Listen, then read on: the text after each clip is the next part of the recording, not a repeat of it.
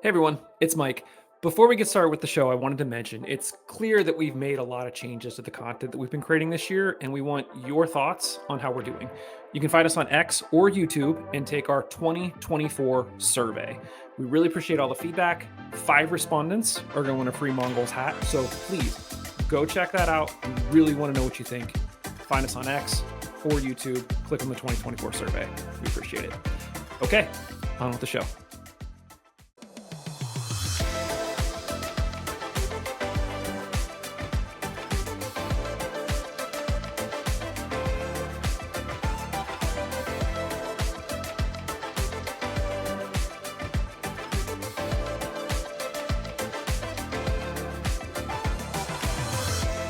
What's up, everybody? Welcome to Mongols. This is our prediction show where we sort of take a look ahead at what we think is going to happen when the Riverhounds take on Loudoun this weekend. I am Mike. Joining me for this one is Laura Ellen. Laura Ellen, how are you?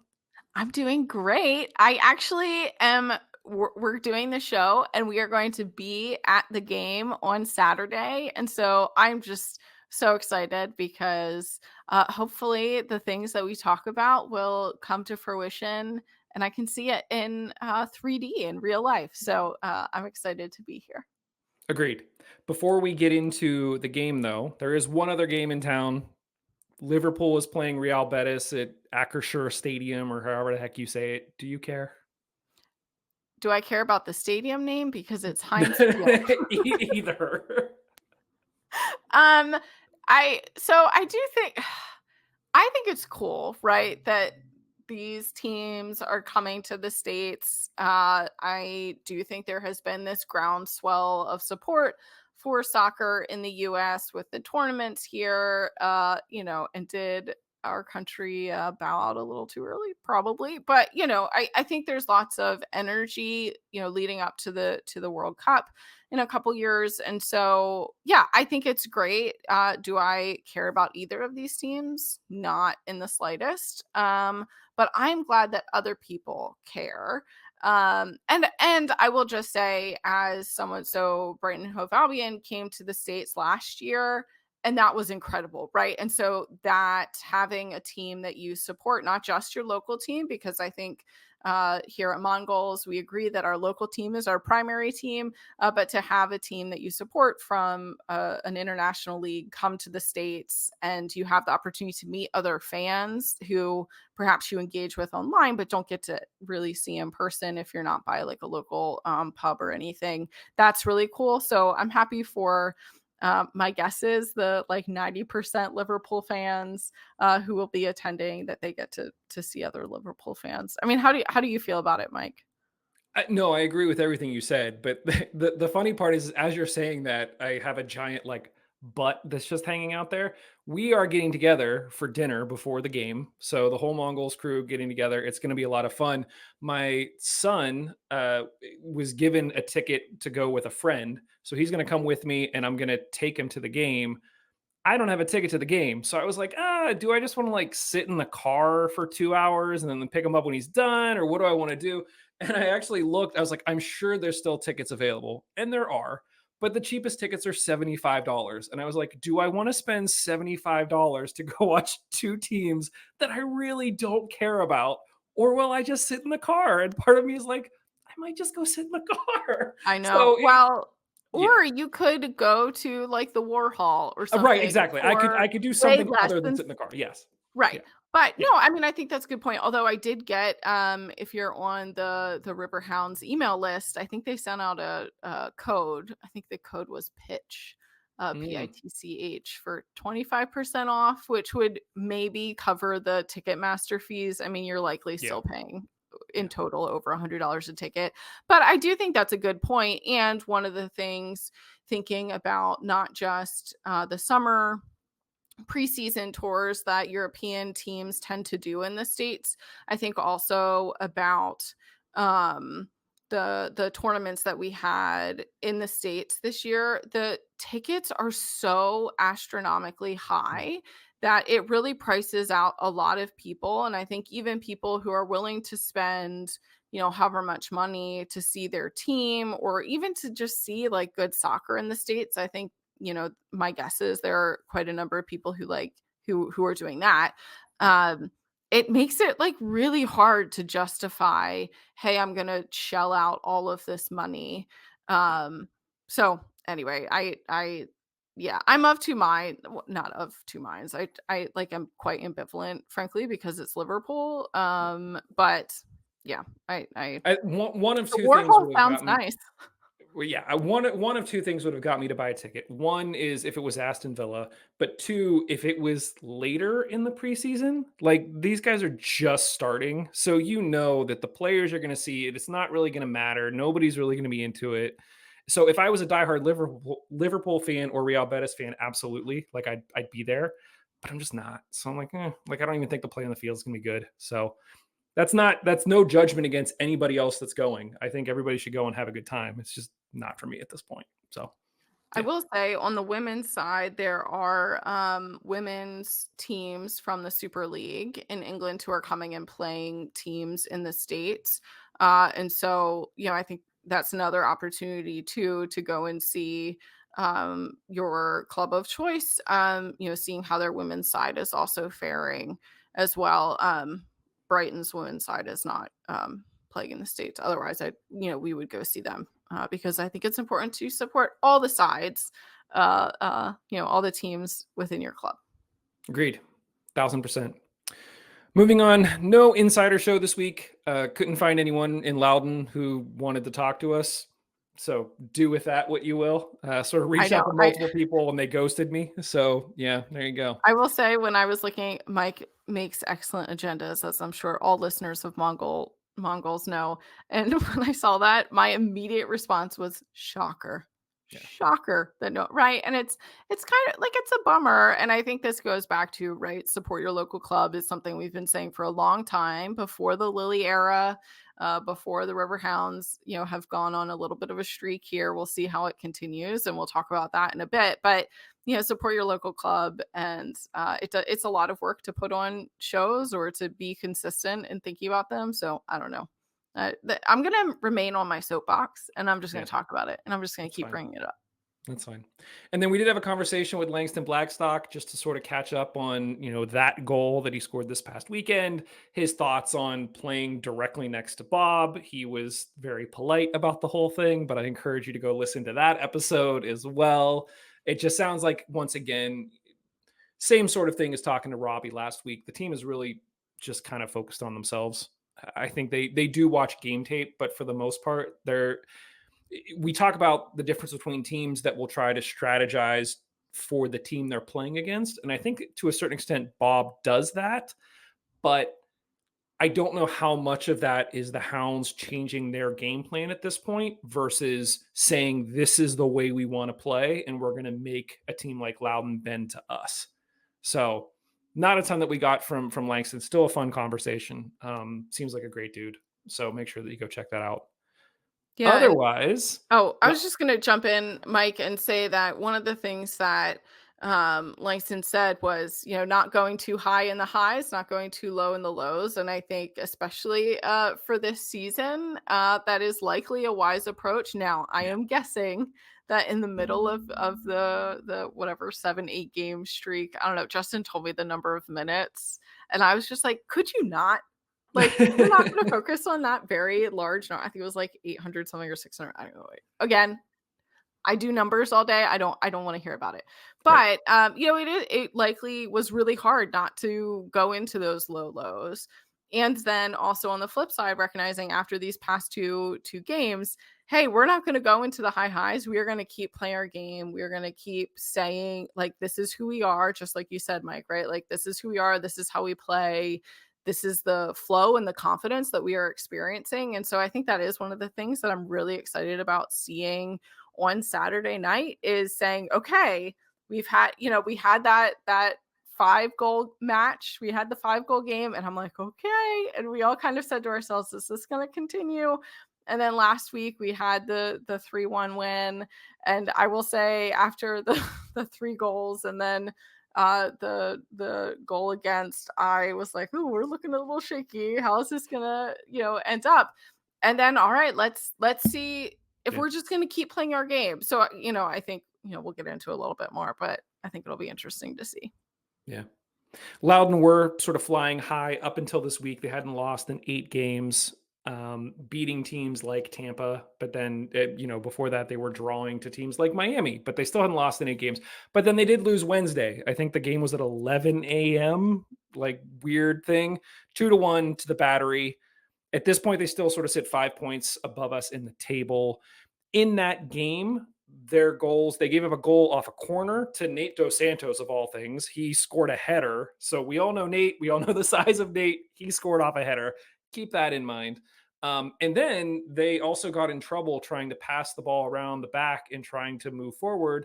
And the Battery just pressed them. And more than once, the Battery were able to create turnovers and turn them into scoring opportunities. So that might be something to watch from our end. Their goal came off a great set piece. There wasn't really anything the keeper did, so it wasn't like it came from the run of play. In terms of players on their team that we would know, Cristiano Francois is there, so he came off the bench, as did Robbie Dambrot. Robbie spent, I think it was last year with us, and then he transferred to them mid-season, and then he's been there ever since.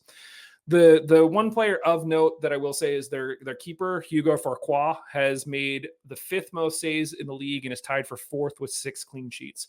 So they've got a pretty decent keeper. When you look statistically in terms of clean sheets of us versus them, we're comparable, but our clean sheets are shared across multiple keepers. So just something to keep in mind.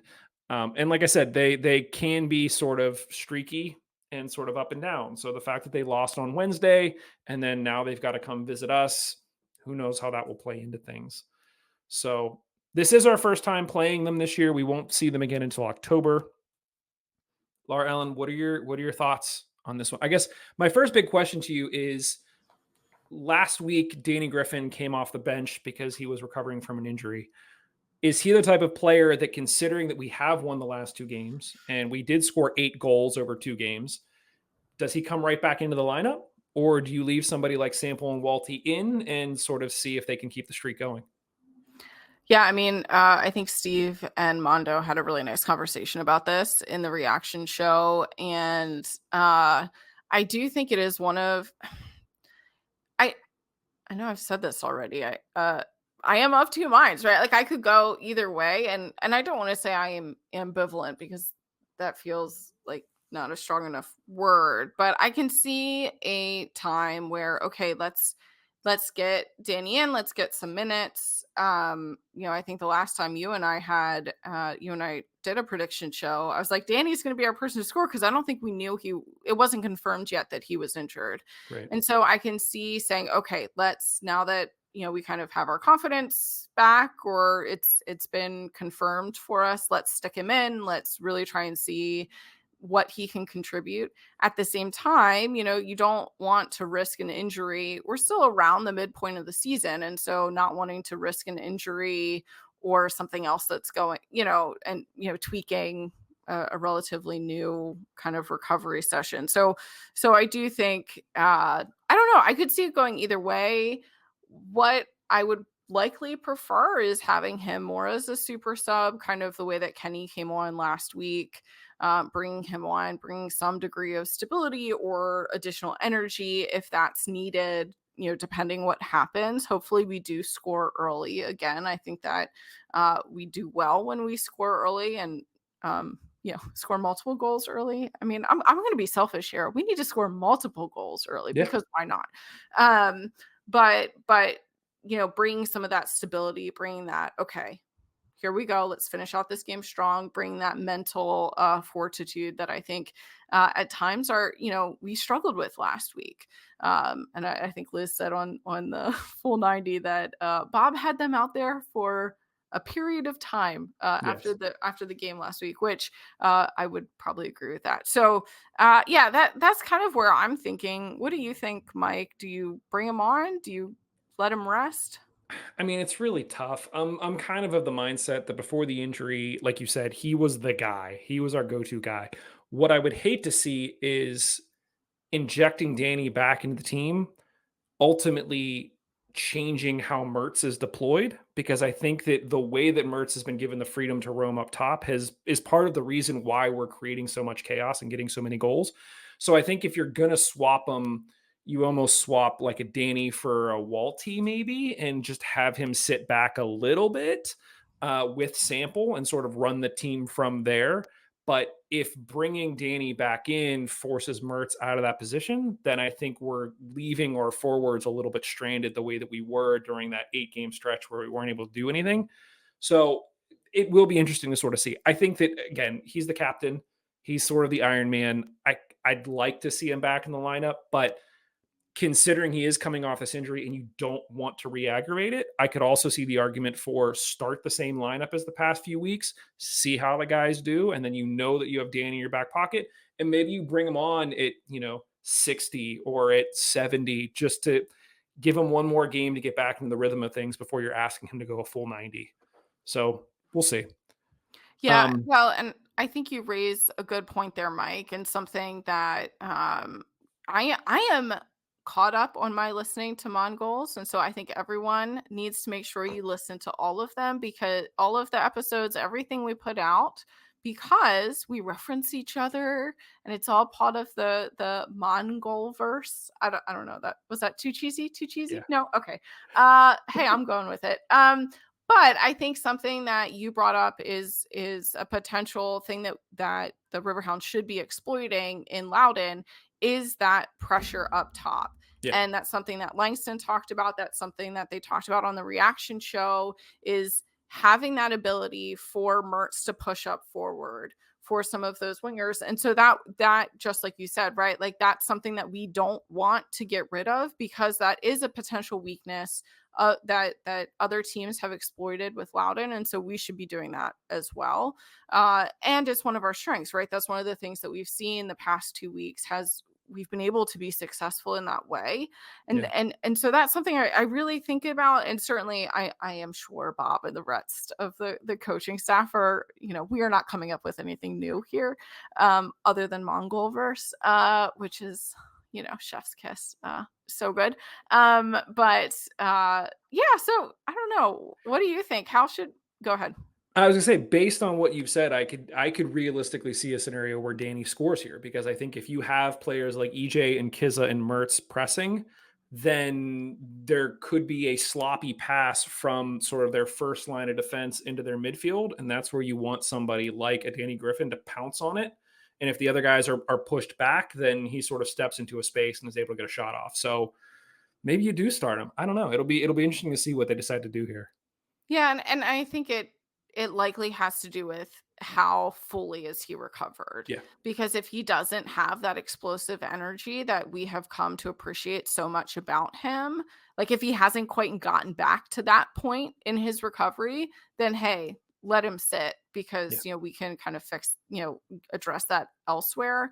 But I think you bring up another good point, and I know Mondo is probably EJ's number one fan, or maybe number two, but I mean, EJ has been something special the past couple weeks, and I've really enjoyed seeing that, and so I'm hoping he gets some good playing time again this week, because I think, yeah, like Mondo said, I don't know what he's saying. I don't know kind of like, how he's getting in defenders' ears, but my goodness, it's been fun to watch. Agreed. Aside from possibly Griffin, are there any other changes that you would make to the lineup? Anybody else that you're trying to plug in, or are you just going to let it ride?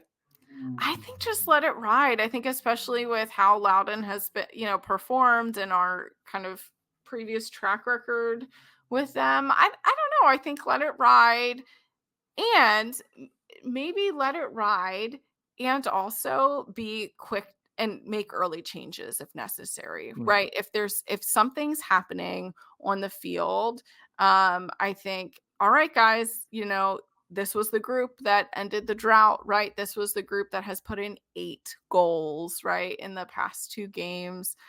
Steve did the math about what percentage of our total goals that is, right, which is a little alarming, but right, this is the group. And also, if that group, if some dynamic is shifting, if it's just not quite working anymore, being willing to make those early adjustments. I think, maybe bring in Danny at minute, 30, 35. If like, hey, this isn't quite working again for the third game in a row. This isn't quite working. All right, Danny, let's go. yeah. Let's get some good time out of you. I think that could be a good approach. Agreed. A win this week would not put us back above the playoff line, but it would get us closer. We'd basically be 1 point off based on the current standings, but obviously we got to see how the weekend plays out. After this game, we hit the road for games against Sacramento and then a midweek game against Detroit before we come back to Pittsburgh for 2 games against Western teams. Based on all of that, Laura Ellen, I know that again, Stephen Mondo talked about a little bit about this weekend. Is this a must-win game for you? Oh my goodness. That's not I thought you were gonna do the classic Mike over under with some like No. 3.275 points in 1.5 games. Uh is this a must-win game? I don't know. I don't think so. And also probably, but I don't like things being absolutes. I feel like I'm channeling my inner Kevin here. I'm going to not answer your question. That's fine. Who is Kevin? We have not heard Ooh, from him in so yeah. long. No idea. He'll never listen. He'll never know. So yeah, no, I don't think so. I think this is if I were to put a percentage on it, I think this is a 60-40 win game, right? You 60% you got to win, right? Maybe a little higher. Let's go 70-30. We'll keep doing the math. Let's do a 70-30 win game. But it's not a must win. Give me Like, a score prediction. oh gosh.